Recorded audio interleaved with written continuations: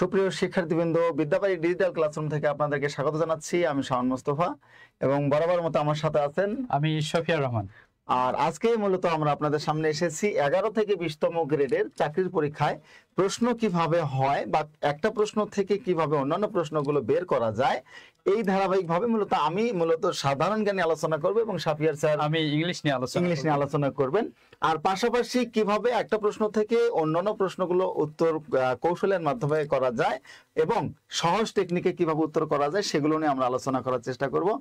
প্রথমত আমরা জিকে থেকে আমরা এই প্রশ্নটাকে দুইভাবে সাজিয়েছি, অর্থাৎ আপনাদের বিগত সালে, বিগত সময়ে, বিগত বছরগুলোতে 11 থেকে 20তম গ্রেডের যে সকল প্রশ্নগুলো আপনাদের পরীক্ষায় বারবার এসেছে এইরকম কিছু প্রশ্ন নিয়ে আমরা আজকের লাইভটি সাজিয়েছি এবং প্রথমে একটা জিকে এবং একটা ইংলিশ এইভাবে আমরা আলোচনা করার চেষ্টা করব স্টেপ বাই স্টেপ। হ্যাঁ, স্টেপ বাই স্টেপ। এবং সবচেয়ে গুরুত্বপূর্ণ প্রশ্ন, আর সবার উদ্দেশ্যে আবার একটা কথা বলে রাখি, আমাদের এই বর্তমান প্রেক্ষাপটে কিন্তু 11 থেকে 20তম গ্রেডের জন্য চাকরি পাওয়াটা খুব সহজ হয়ে গিয়েছে এবং এটা এতটাই সহজ যে আগে 40% মাত্র আপনাদের চাকরি হতো মেধায়, তার মধ্যে দুর্নীতি তো ছিল এবং 56% ছিল কোটা। হ্যাঁ, 56% বলতে 56% ছিল কোটায়। কখনো কখনো স্যার আরো কিন্তু বেশি কোটা ছিল, সেই কোটাগুলো হচ্ছে যেমন ডিপার্টমেন্টাল কোটা, আবার বয়সের কোটা, প্রাইমারি কোটা ছিল, রেল কোটা ছিল, পোস্ট কোটা ছিল, অনেক মানে কোটাগুলো মূলত এখন আমাদের মনে হয় ভ্যানিশ হয়ে গেছে। অর্থাৎ 93 মানে 93% মেধায় চাকরি হবে।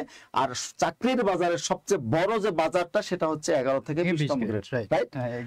তাহলে আমরা শুরু করি, দেখি আজকের যে প্রশ্নগুলো আপনাদের জন্য নেওয়া হয়েছে এবং কারো যদি কোনো কিছু এই 11 থেকে 20তম গ্রেড সম্পর্কে যদি কিছু জানার থাকে অবশ্যই প্রশ্ন করবেন, আমরা দুজনে আছি আপনাদের, ইনশাআল্লাহ আমরা সমাধান দেওয়ার চেষ্টা করব।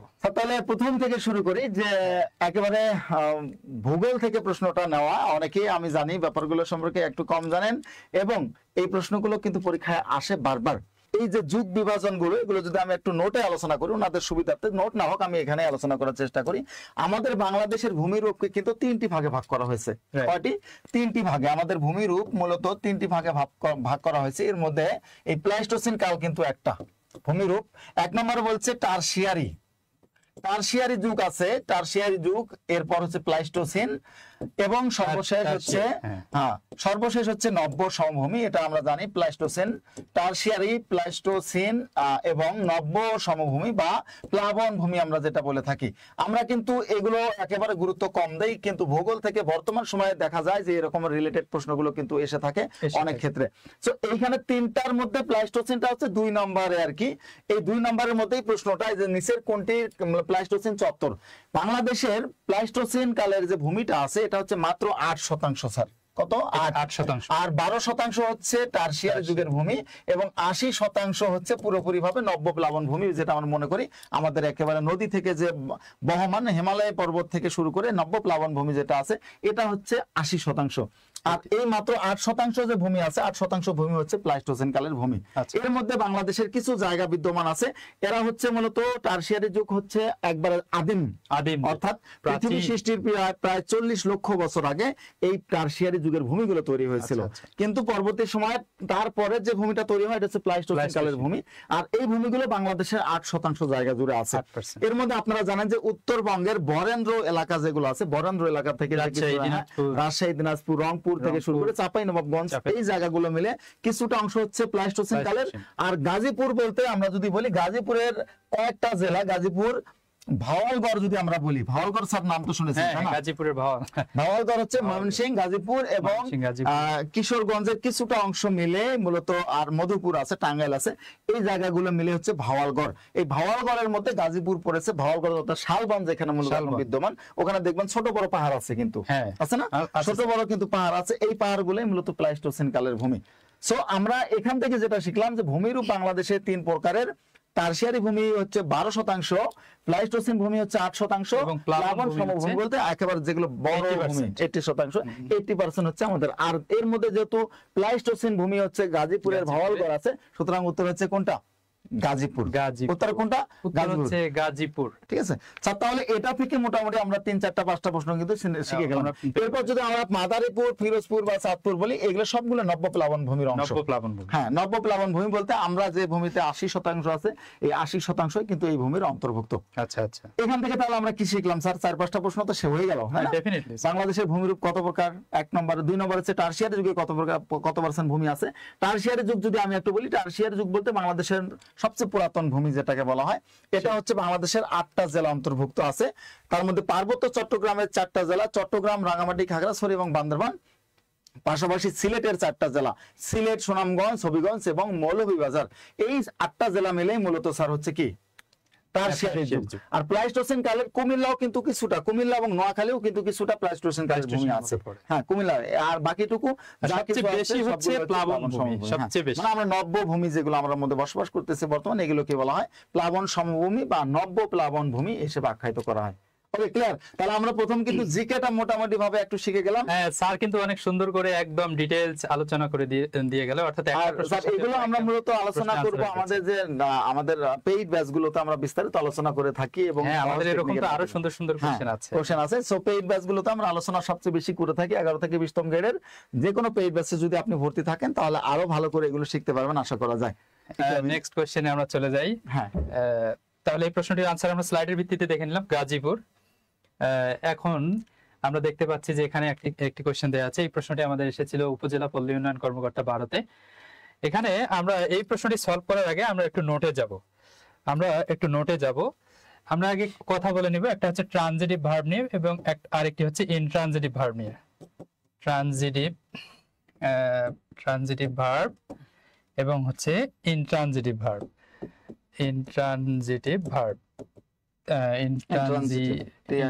Intransitive verb. এখন বিষয় হচ্ছে স্যার, এই ট্রানজিটিভ এবং ইনট্রানজিটিভ সহজ কিন্তু তারপরে কিন্তু অনেকে কনফিউজ হয়ে যায় যে আসলে কোনটা ট্রানজিটিভ এবং কোনটা ইনট্রানজিটিভ। আমরা একটি কথা এখানে বলে রাখি স্যার, সেটি হচ্ছে যে ভার্বকে আমি শিক্ষার্থীদের উদ্দেশ্যে বলবো যে ভার্বকে কি এবং কাকে দ্বারা, আমরা এখানে লিখে দিচ্ছি যে ভার্বকে কি, এই ভার্বকে কি এবং কাকে দ্বারা, এটা এই দুটো বিষয় মনে রাখবেন। একটা হচ্ছে কি, একটা হচ্ছে কাকে দ্বারা। কি এবং কাকে দ্বারা প্রশ্ন করলে, কি এবং কাকে দ্বারা প্রশ্ন করলে যে উত্তর পাওয়া যায়, হ্যাঁ, যদি উত্তর পাওয়া যায় তাহলে সেই ভার্বকে ট্রানজিটিভ, রাইট, সেই ভার্বকে ট্রানজিটিভ ভার্ব বলে। ট্রানজিটিভ মানে সকর্মক ক্রিয়া যেটাকে আমরা ট্রানজিটিভ মানে যার কর্ম আছে, সকর্মক ক্রিয়া ট্রানজিটিভ ভার্ব বলে, মানে যার কর্ম আছে ট্রানজিটিভ ভার্ব বলে। এই বিষয়টা কিন্তু মনে রাখবেন। আমি আবার বলছি, ট্রানজিটিভ ভার্ব বের করার আমরা দুটো প্রশ্ন করব। একটি হচ্ছে যে কি দ্বারা অথবা কাকে দ্বারা। আবার বলছি, কি দ্বারা অথবা কাকে দ্বারা। যদি উত্তর পাওয়া যায় সেটাই হচ্ছে ট্রানজিটিভ, আর যদি উত্তর পাওয়া না যায় সেটা হচ্ছে ইনট্রানজিটিভ। কথা কিন্তু একদম ক্লিয়ার। আচ্ছা, তাহলে স্যার আমরা একটা স্যার উদাহরণ দেই। যেমন আমি লিখলাম যে he writes a letter। এখন দেখেন স্যার, এখানে ভার্ব কোনটা? ভার্ব হচ্ছে কিন্তু রাইটস, এটা হচ্ছে ভার্ব, তাই না? আচ্ছা, এখন এই ভার্ব আমি বললাম যে সে একটা চিঠি লিখেছে। এখন প্রশ্ন করি আমরা, কি লিখে? তাহলে এই যে দেখেন একটা কিন্তু অবজেক্ট আছে, চিঠি লিখে। তার মানে কিন্তু কি দ্বারা প্রশ্ন করলে আমি উত্তর পাচ্ছি। আচ্ছা, যেহেতু এখানে কি দ্বারা প্রশ্ন করলে উত্তর আমি পেয়ে যাচ্ছি, তার মানে এই রাইটসটা হচ্ছে ট্রানজিটিভ ভার্ব। ওকে, ফাইন। এবার দেখেন আমি লিখলাম যে মাদার লাভস, LAUGHS, লাভস। আচ্ছা, মা হাসে। আচ্ছা, এখানে ভার্ব কোনটা? লাভ হচ্ছে কিন্তু লাভস। আচ্ছা, মা হাসে। এখন এই প্রশ্নটা এখানে কি আপনি ভার্বকে কি এবং কাকে দ্বারা প্রশ্ন করলে উত্তর কি পাবেন? পাবেন না। কিন্তু আপনি কিভাবে বলতে পারেন মা হাসে, কি হাসে, কাকে হাসে? এটা কি হয়? হাসে তো থাকতেই হয় না কিন্তু। আচ্ছা, যেহেতু এখানে অবজেক্ট নেই, তার মানে কি এবং কাকে দ্বারা প্রশ্ন করলে উত্তর পাওয়া যাচ্ছে না, তার মানে এই লাভসটা হচ্ছে কিন্তু intransitive verb, right, intransitive verb. আর এখানে যেহেতু কি এবং কাকে দ্বারা উত্তর পাওয়া যাচ্ছে সেজন্য ট্রানজিটিভ ভার্ব, সেটা হলো ট্রানজিটিভ সকর্ম ক্রিয়া। এক্স্যাক্টলি। এবার স্যার তাদের উদ্দেশ্যেই আমি আরেকটি প্রশ্ন এবার রাখি। আমি বললাম যে মাদার, দেখেন আবার এই মাদার দিয়ে আসলাম, মাদার লাভস মি। এবার কিন্তু দেখেন লাভস মি, এবার অবজেক্ট আছে, এক্স্যাক্টলি। এবার কিন্তু আমি বলেছি লাভস মি। এবার আপনাদের জন্য প্রশ্ন, আচ্ছা আমরা বলছি যে মা ভালোবাসে, আমরা বলছি কি এবং কাকে দ্বারা প্রশ্ন করতে হবে। মা ভালোবাসে, কাকে ভালোবাসে, তার মানে কিন্তু এখানে কিন্তু অবজেক্ট আমি পেয়ে যাচ্ছি যে আমাকে ভালোবাসে, আমাকে ভালোবাসে, তার মানে কাকে ভালোবাসে, কি এবং কাকে দ্বারা প্রশ্ন করা হবে। কি এবং কাকে দ্বারা প্রশ্ন করলে উত্তর পাওয়া গেলে সেটাই হচ্ছে ট্রানজিটিভ ভার্ব। যেহেতু এখানে আমাকে ভালোবাসে, তার মানে এটা হচ্ছে ট্রানজিটিভ ভার্ব। আশা করি একদম কনসেপ্ট ক্লিয়ার। তাহলে লেটস স্টার্ট প্রশ্নে চলে যাই, আওয়ার কোয়েশ্চেন। আচ্ছা তাহলে আমরা এটা মুছে দিয়ে আমরা হচ্ছে যে আমাদের কোয়েশ্চেনে চলে যাচ্ছি। এবার দেখেন এখানে একটি চমক আছে যে he took shelter under a tree. এখানে দেখেন শেল্টার, আচ্ছা হিয়ার ভার্ব টুক, এই টুকটা আসলে কোন ধরনের ভার্ব? আচ্ছা এখানে দেখেন সে নিল, কি নিল? আশ্রয় নিল। এই শেল্টার মানে কি? আশ্রয়। শেল্টার মানে হচ্ছে আশ্রয়। আচ্ছা সে নিল, আশ্রয় নিল, কোথায় নিল? Under a tree.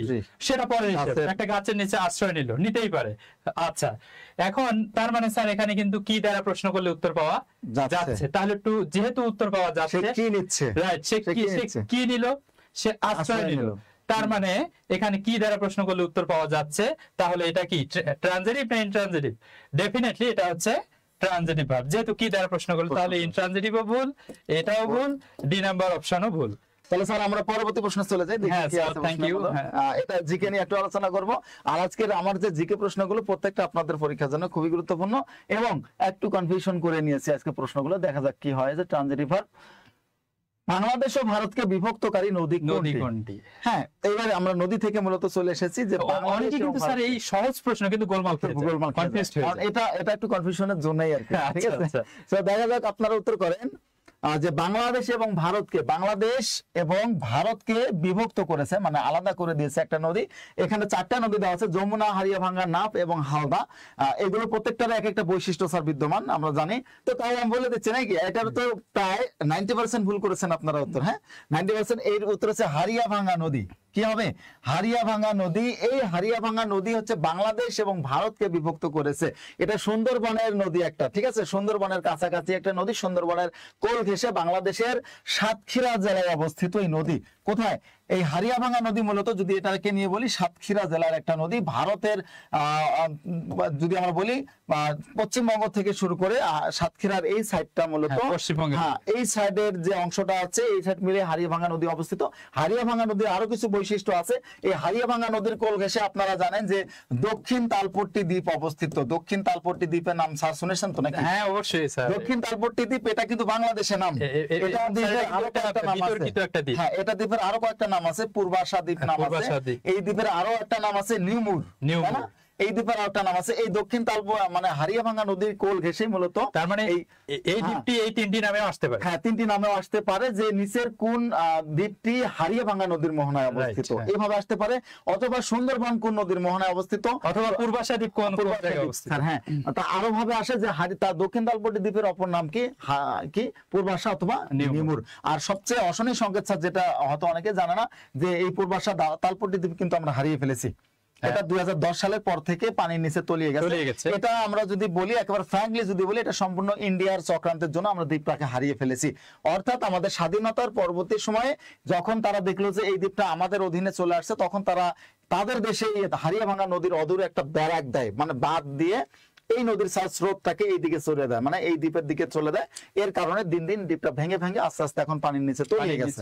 10 সালের পর থেকে দেখা যাচ্ছে। হ্যাঁ যেহেতু বিলীন হয়ে গেছে, তারপরে এখান থেকে প্রশ্ন আসে।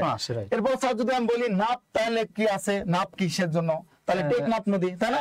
নাপ তাহলে কি করেছে? বাংলাদেশ এবং মিয়ানমারকে, বাংলাদেশ এবং মিয়ানমার, এটাকে যদি আমরা বলি বাংলাদেশ ও মিয়ানমার, বাংলা প্লাস মিয়ানমারকে আলাদা করে দিয়েছে এই নদী। এরপর হালদা নদীর একটা বৈশিষ্ট্য আছে স্যার, এটা কি আপনি বলতে পারবেন হালদা নদীর বৈশিষ্ট্যটা কি? হালদা নদী স্যার, হালদা নদীর বৈশিষ্ট্য হচ্ছে এই নদীতে প্রাকৃতিকভাবে মৎস্য প্রজনন করা হয়। হ্যাঁ, মৎস্য প্রজনন কেন্দ্র একটা মাত্র নদী আছে বাংলাদেশে, এটাতে মৎস্য প্রজননের কথা বলা হয়। রেণুপোনা যেটাকে বলা হয়, রেণুপোনার জন্য মৎস্য প্রজননের যেটা বলা হয়েছে, এটা মূলত তার আগে স্যার একটি প্রশ্ন আমরা উত্তর দিয়ে নেই যে পত্রিকার বিষয়টি অনেকে জানতে চেয়েছে, পত্রিকার ক্লাস হবে কিনা। আচ্ছা, আমরা পত্রিকার ক্লাসটাকে কিছুদিনের জন্য অফ রেখেছিলাম আমাদের অন্যান্য সাইটগুলো, অন্যান্য লাইভগুলো আপনাদের ভালোর জন্য চালানোর জন্য। তো আমরা আশা করি যে আমরা খুব শীঘ্রই চালু করব, যেহেতু আমরা নতুন একটা বাংলাদেশে চলে এসেছি, আমাদের অনেক ইতিহাস, অনেক সংস্কৃতিরও চেঞ্জ আসবে। বিশেষ করে যদি বলি সাধারণ জ্ঞানে একটা হিউজ চেঞ্জ চলে আসছে, অর্থাৎ প্রায় বলা যায় 30% থেকে 40% সাধারণ জ্ঞান কিন্তু চেঞ্জ হবে। Exactly sir. এই ক্ষেত্রে আপনাদের ডক্টর ইউনূস থেকে শুরু করে আপনাকে আরো অনেকগুলো রিজিমের ব্যাপারগুলো পড়তে হবে। সো সাধারণ জ্ঞানের জন্য আমাদের পত্রিকার পাতাটা দরকার। পাশাপাশি ইংরেজিতে আমরা যদি মনে করেন ট্রান্সলেশন গুলো শিখি, একটু মোটামুটি অনুবাদ গুলো শিখি, সেটার জন্য ফ্রি হ্যান্ড রাইটিং এর জন্য আমাদের দরকার এটা। তো আমরা আপনাদের ডিমান্ডটাকে অবশ্যই সবসময় শ্রদ্ধা করি। আমরা খুব শীঘ্রই পত্রিকার পাতাটা শুরু করতে চাচ্ছি। কতটুকু দেখেন এখানে একটি প্রশ্ন আছে, আই ভিজিট কক্সবাজার। আচ্ছা, এই প্রশ্নটিতে আমরা আনসার করার আগে আমরা আবারও নোটে চলে যাই। দেখেন আমরা অনেকেই এই প্রশ্নটাতে হচ্ছে যে ভুল করে থাকি। একটি বিষয় আমরা মনে রাখবো যে কখনো যদি কোথাও স্যার আমরা ভ্রমণের উদ্দেশ্যে যাই না, তাহলে ভ্রমণ করা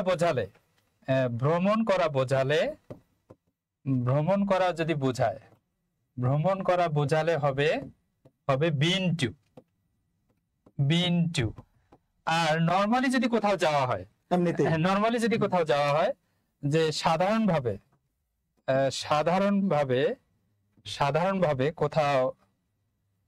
কোথাও যাওয়া বোঝালে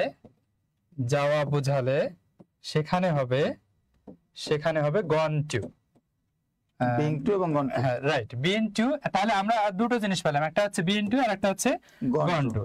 তাহলে আমি আবারও বলছি স্যার, আপনি তো কক্সবাজার যেতেই পারেন, তাহলে সেটা কি অবশ্যই ভ্রমণের উদ্দেশ্যে, মানে সেখানে কিন্তু বিন টু। এখানে স্যার ভ্রমণের উদ্দেশ্য বলতে ভ্রমণ একটা ব্যাপার হচ্ছে যেখানে যেতে চাই, কথা হচ্ছে সংক্ষিপ্ত সময় গিয়ে আবার ফিরে আসা।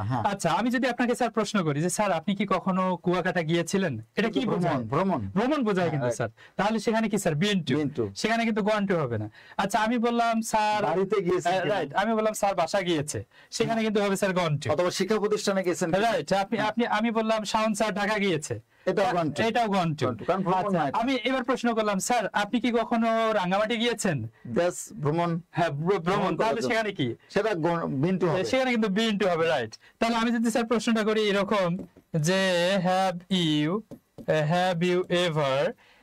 এভার ড্যাশ রাঙ্গামাটি, আমি বললাম রাঙ্গামাটি, তাহলে স্যার এখানে আমি গন টু দিব না বিন টু দিব? এখানে অবশ্যই রাঙ্গামাটি হলে বিন টু হবে। বিন টু, কারণ এটা কি বোঝাচ্ছে?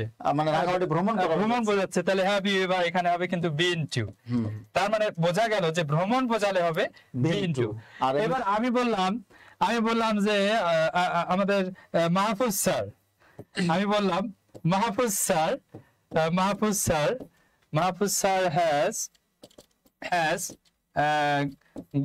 has gone to Dhaka. এখানে দেখেন স্যার মাহফুজ স্যার ঢাকা গিয়েছে, এখানে কিন্তু স্যার এই যে গন টু যে আমি দিলাম এখানে কিন্তু ভ্রমণ কিন্তু বোঝাচ্ছে না। তার মানে কথা কিন্তু ক্লিয়ার যে সংক্ষিপ্ত সময়ের জন্য কোথাও বেড়াতে যাওয়া এবং সেখানে ফিরে আসা, অথবা ভ্রমণের উদ্দেশ্যে গিয়ে ফিরে আসলে সেখানে হবে বিন টু। আর নরমালি কোথাও যাওয়া বোঝালে সেখানে হবে গন টু। তাই যদি হয়ে থাকে তাহলে চলুন আমাদের আমরা স্লাইডে চলে যাই। এবারে দেখেন আই ভিজিট কক্সবাজার ফ্রিকুয়েন্টলি, মাঝে মধ্যে আমি কক্সবাজার যাই।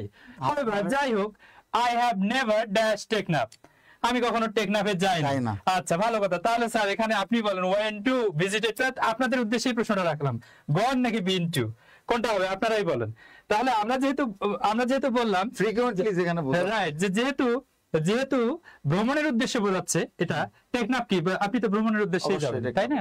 তাহলে এটা ওয়েন টু ও নয়, ভিজিটেড টু ও নয়, গন ও নয়, এটা হবে কি বিন। স্যার যদি সেক্ষেত্রে তার বাড়িটাই টেকনাফে হয়, হ্যাঁ, সেক্ষেত্রে তার বাড়িটা টেকনাফে হলে প্রশ্নটা তো এভাবে আসবে না, প্রশ্নটা তখন নরমালি থাকবে যে he has gone to Teknaf, সে টেকনাফে গিয়েছে, মানে তার বাসা তার মানে সেখানে ফ্রিকোয়েন্টলি যে শব্দটা আছে এটা কিন্তু থাকছে না, থাকছে না, এটা থাকছে না, কারণ ফ্রিকোয়েন্টলি মানে হচ্ছে সে তো বাড়িতে এখানে ফ্রিকোয়েন্টলি মানে সে মাঝে মধ্যে যায় আর কি কক্সবাজার মাঝে মাঝে, তার মানে কি সে ফিরে আসে আবার ভ্রমণ করতে যায়। আবার বলা আছে যাই হোক I have never dash Teknaf, আমি কখনো টেকনাফে যাইনি, তার মানে কি কখনো ভ্রমণ আমি করিনি, তার মানে আমার বাসা ঢাকায় অথবা অন্য কোথাও, তাই না?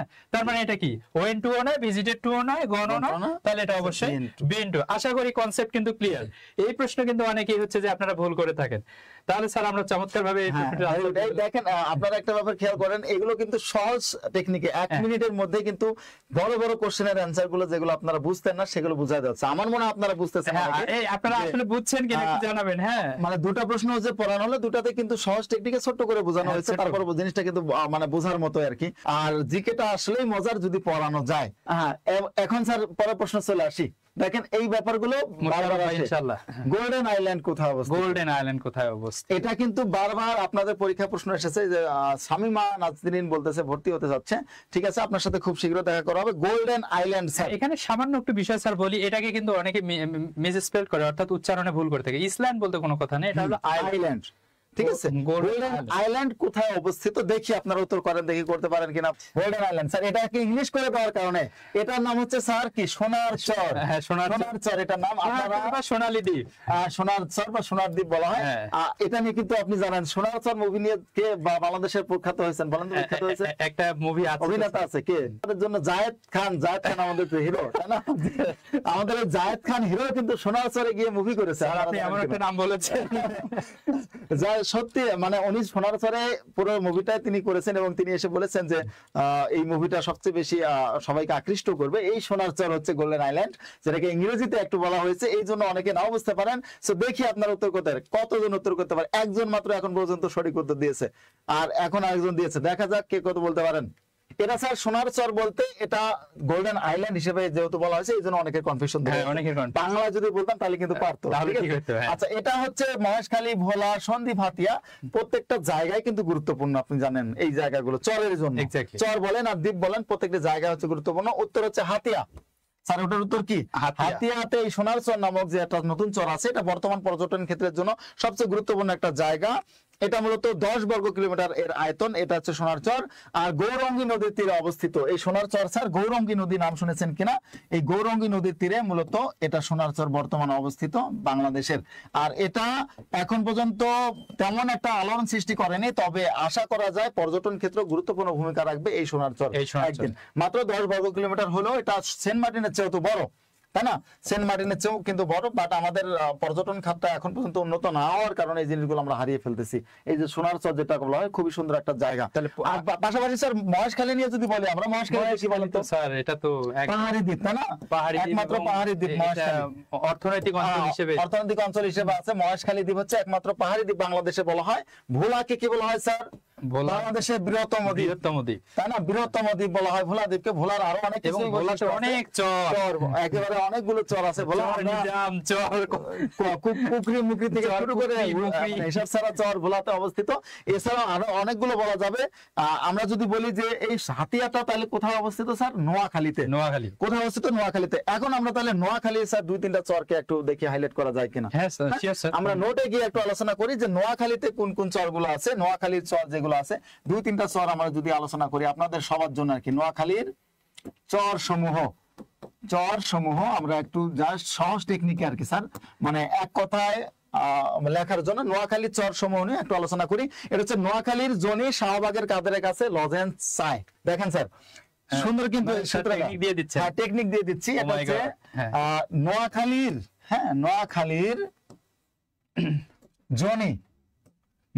জনি, জনি নামের একজন ব্যক্তি, শাহবাগের নোয়াখালীর জনি। হ্যাঁ, নোয়াখালীর জনি, শাহবাগ আপনারা সবাই নাম মোটামুটি শুনেছেন। নোয়াখালীর জনি, শাহবাগের কাদের কাছে লজেন্স সাই। লজেন্স বলতে শাহবাগের কাদের কাছে লজেন্স সাই। কাদের বলতে আমরা পরে বোঝাচ্ছি। লজেন্স স্যার কাদেরের নাম বললেন স্যার। স্টুডেন্টরা কিন্তু কি যে দেখেন স্যার এখানে এই একটা মাত্র ছোট্ট টেকনিক দিয়ে কিন্তু পুরোপুরি আপনারা নোয়াখালীতে যে সকল চর আছে সবগুলো বুঝতে পারবেন। নোয়াখালী বলতে স্যার নোয়াখালীকে আপনি যে জায়গার নাম বলেছেন আর যে ব্যক্তি নোয়াখালী একবারে মনে রাখবে। এই যে চর জনি, ঠিক আছে, জনি নামক যে চর আছে এটাও কিন্তু নোয়াখালীতে অবস্থিত। চর জনি যে একটা চর আছে আমরা এটা জানি, চর জনি হচ্ছে নোয়াখালীতে অবস্থিত। এই তো শাহবাগ বোঝানো হচ্ছে, শাহবানী নামে একটা চর শুনেছেন স্যার, শাহবানী। চর শাহবানী মূলত এখানে অবস্থিত। কাদের বলতে বাদল কাদের এখানে না, চর কাদেরিয়া স্যার নাম শুনেছেন কিনা? কাদেরিয়া, হ্যাঁ কাদেরিয়া যে চর আছে, চর কাদেরিয়া। এবং চর লরেন্স নামে একটা চর আছে, আপনি নাম শুনেছেন কিনা? চর লরেন্স, লরেন্স। এগুলো কিন্তু পরীক্ষা আসে, প্রচুর আসে। এবং সর্বশেষ চাই দিয়ে যদি আমরা বলি, চ দিয়ে যদি আমরা চাই বলি, অনেকগুলো চরের নাম, চেঙ্গার, হ্যাঁ চর চেঙ্গার নামে একটা চর আছে, এটাও কিন্তু নোয়াখালীতে অবস্থিত। তাহলে দেখেন নোয়াখালী জনি শাহবাগের কাদের কাছে কি চায়? লজেন্স চায়। এই লজেন্স দিয়ে মূলত আমরা সবগুলো চরকে বললাম, চর জনি, চর শাহবানী, চর কাদেরিয়া, চর লরেন্স এবং চর চেঙ্গার। অর্থাৎ নোয়াখালীতে আপনাদের যা কিছু চর আছে সবগুলো চর কিন্তু আমি একটা মাত্র ছোট্ট সূত্র দিয়ে শেষ করলাম।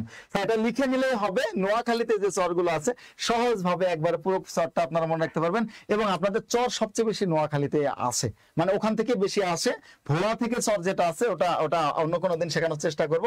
এবং স্যার আমাদের ক্লাসগুলো তো অবশ্যই আমরা ওখান থেকে শেখানোর চেষ্টা করব। স্যার কিন্তু খুব চমৎকার ভাবে ছন্দ দিয়ে কৌশল করে করে হচ্ছে যে আপনাদের পড়ায়, এবং আপনারা যাতে ইজিলি মনে রাখতে পারেন স্যারের এরকম প্রত্যেকটা সাধারণ জ্ঞানের ক্ষেত্রে, আপনাদের আপনারা ভর্তি হলে জানতে পারবেন। ভর্তি স্যার আমরা তো মূলত লাইভে ওনাদের যত লাইভে আমরা অনেক কিছুই দিচ্ছি, ওনারা ভালো করে জানা যে আমাদের বিদ্যাবাড়ির লাইভ কতটুকু। আমরা হয়তো একটা ট্র্যাজেডিক সময় পার করে এসেছি, আপনাদের অনেক কথা শুনেছি, অনেক ব্যাপারে আপনারা ই করেছেন, কিন্তু আসলে আপনারা ভালো করে ভেবে দেখেন যে বিদ্যাবাড়ি আপনার জন্য কতটুকু করে। এখানে দেয়া আছে যে I see him recently take the correct one. Okay, fine. এই প্রশ্নটির আনসার করার আগে আমরা একটু চলে যাই একটু ইন্টারেস্টিং বিষয়। আমরা সাধারণত প্রেজেন্ট পারফেক্ট টেন্সের নাম শুনেছি, তাই না? আমরা একটু দেখি যে present perfect tense, present perfect tense. আচ্ছা, এই টেন্সটা আমরা জানি, ভালো কথা। কিন্তু এই টেন্সটি চেনার জন্য কতগুলো ওয়ার্ড আছে, সেই ওয়ার্ডগুলো কি কি? যেমন হচ্ছে যে অলরেডি। স্যার দেখেন এটা কিন্তু খুব চমৎকার। তারপর হচ্ছে জাস্ট, রিসেন্টলি, জাস্ট। তারপর হচ্ছে জাস্ট নাও। তারপর হচ্ছে রিসেন্টলি। তারপর হচ্ছে যে লেটলি। তারপর হচ্ছে যে এভার। তারপর হচ্ছে যে ইয়েট, এরকম আরো ইত্যাদি, হার্ডলি আছে, ইত্যাদি। এখন দেখেন স্যার, তাহলে এই ওয়ার্ড গুলো যদি কোনো সেন্টেন্সে থাকে, কি কি আমার সাথে সাথে একটু বলেন? Already, just now, recently, lately, ever, yet ইত্যাদি। এই শব্দগুলো যদি কোনো সেন্টেন্সে থাকে তাহলে কিন্তু স্যার সেটা হয় প্রেজেন্ট পারফেক্ট টেন্স। কিন্তু স্যার এই ওয়ার্ড গুলো মনে রাখার জন্য একটা মাত্র ওয়ার্ড মনে রাখলেই তারা কিন্তু এই সবগুলো শব্দ নাকি, রাইট? দেখেন না, সেই ওয়ার্ডটি হচ্ছে আজরাইল। তাহলে আপনি যদি এই আজরাইল শব্দটা মনে রাখেন, আজরাইল, এই যে আজরাইল শব্দটা যদি আপনি মনে রাখেন তাহলে কিন্তু দেখেন প্রত্যেকটা শব্দ কিন্তু আপনার মনে থাকবে। কি? অলরেডি, জাস্ট, এতে অলরেডি। তারপর দেখেন স্যার যেতে জাস্ট, অথবা just now, recently, just now. তারপরে দেখেন আরতে হচ্ছে রিসেন্টলি। তারপর হচ্ছে ওয়াইতে হচ্ছে ইয়েট। তারপর হচ্ছে এলতে কিন্তু হচ্ছে স্যার লেটলি। তারপর ইতে কিন্তু স্যার এভার। তাহলে দেখেন স্যার একটা ওয়ার্ড দিয়ে কিন্তু আজরাইল, এই বলেন তো আজরাইল, এই ওয়ার্ড আজরাইল, এই আজরাইল শব্দটা মনে রাখলে কিন্তু এই প্রত্যেকটি শব্দ কিন্তু মনে রাখা যাচ্ছে। খুবই চমৎকার ভাবে আমরা দেখলাম যে অলরেডি, জাস্ট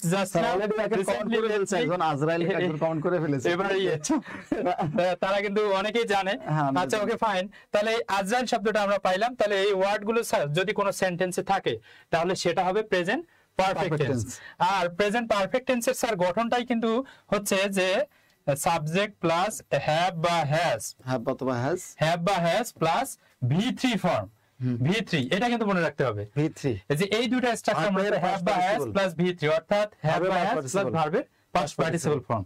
আচ্ছা, তাই যদি হয়ে থাকে তাহলে আমরা এবার চলে যাই প্রশ্নটাতে। যে I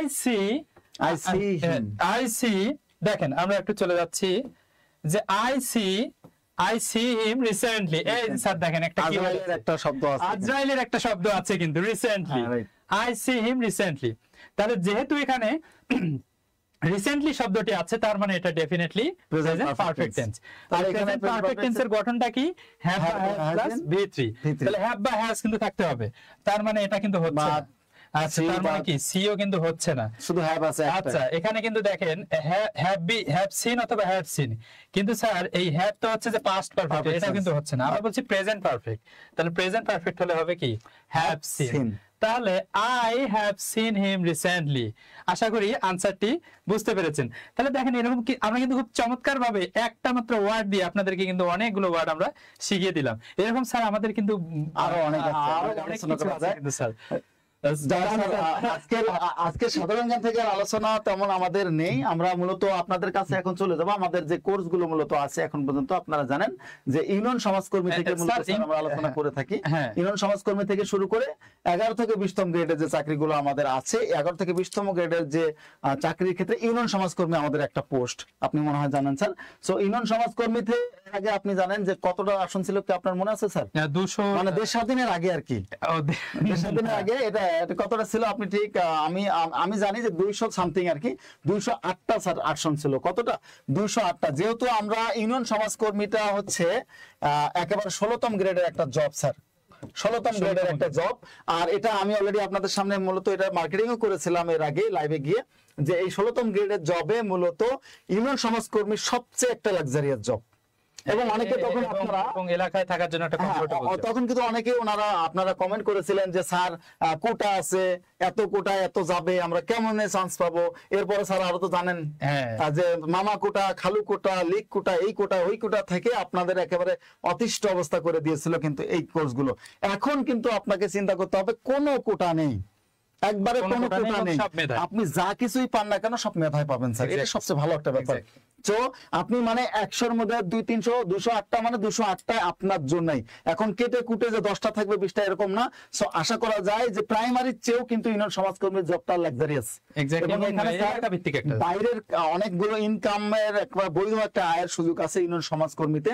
সো পাশাপাশি আপনি আপনার কর্মঘণ্টাও কিন্তু এভাবে বেঁধে দেওয়া নাই যে কয় ঘন্টা আপনি কাজ করবেন কি করবেন না করবেন। হ্যাঁ সো ওই ক্ষেত্রে আমরা মনে করি যে ইউনিয়ন সমাজকর্মীর এই পোস্টটাতে আপনি অ্যাপ্লাই করতে পারেন। অ্যাপ্লাই যারা করেছেন আপনি আমাদের এখানে ব্যাচ চলমান আছে ইউনিয়ন সমাজকর্মী এই ব্যাচে আপনি ভর্তি হয়ে যেতে পারেন সহজে একবারে খুব কম মূল্যে স্যার মাত্র 1499 টাকায় 1499 অর্থাৎ এখন আর কোটা নেই কোনো প্রকার ঝই ঝামেলাও নেই আপনার এখানে আপনি খুব সহজ ভাবে মাত্র 1499 টাকায় কিন্তু ইউনিয়ন সমাজকর্মী লাইভ ব্যাচ 4 এ ভর্তি হয়ে যেতে পারেন। আর এই ক্ষেত্রে আপনাদের এই ব্যাচটাতে ভর্তি হওয়ার জন্য আমাদের এখানে নাম্বার দেওয়া আছে স্যার দেখেন ফোন নাম্বারগুলো দেওয়া আছে অনেকগুলো ফোন নাম্বার দেওয়া আছে স্ক্রিনশট দিয়ে নিতে পারেন। হ্যাঁ এটা আপনি স্ক্রিনশট নিয়ে নিতে পারেন 01896060800 থেকে 815 পর্যন্ত স্যার এই 15টা নাম্বারে ওনারা আমাদের সাথে যোগাযোগ করতে পারে একেবারে খুবই কম মূল্যে মাত্র 1499 টাকায় ফিতে। পাশাপাশি স্যার আরো একটা কোর্সের কথা যদি আমরা ওনাদেরকে বলি 11 থেকে 20তম গ্রেডের যে আমাদের কোর্সটা আছে আপনি চাইলে সেই কোর্সে ভর্তি হতে পারেন। আর আমরা কিন্তু আছি সেখানে আপনাদের সাথে একেবারে মজা করে যেভাবে পড়ানো যায় সহজ ভঙ্গিতে সহজ স্টাইলে সহজ টেকনিকে আমরা আপনাদেরকে পড়ানোর চেষ্টা করব। আর আমাদের এই সময়টুকু কেমন লাগলো একটু জানাবেন কিন্তু অবশ্যই জানাবেন স্যার যেহেতু অনেকদিন পর আমরা এই যে পড়া নিয়ে লাইভে আমরা এর আগে লাইভে এসেছি অন্যান্য ব্যাপারগুলো নিয়ে তো আমাদের এই সেশনটা মূলত বিদ্যাবাড়ির এই সেশনটা আপনাদের কেমন লাগে আপনারা কমেন্টে জানাতে পারেন। আজকের মতো বিদায় নেই আমাদের সাথেই থাকবেন বিদ্যাবাড়ির সাথেই থাকবেন আমাদের জন্য দোয়া করবেন আপনাদের জন্য দোয়া এবং শুভকামনা। সে পর্যন্ত সবাই ভালো থাকবেন সুস্থ থাকবেন আল্লাহ হাফেজ। আল্লাহ হাফেজ।